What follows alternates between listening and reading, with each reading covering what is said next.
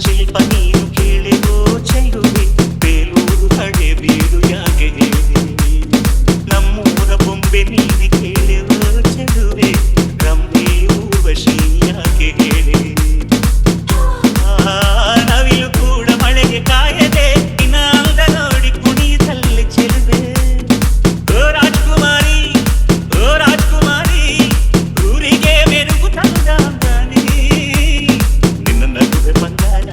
ಮೌನ ಅಲಂಕಾರ ನಿನ್ನ ಅಂದವ ನೋಡಿ ಕವಿಯಾತಲ್ಲ ಅಂದಕ್ಕೆ ಅಂದದಂದ ತಂದಾನ ಅಂದದ ಬೊಂಬೆಗೆ ಗಂಧದ ಶೃಂಗಾರ ಚಂದದ ಬೊಂಬೆಗೆ ಹೂವಿನ ವಯ್ಯಾರ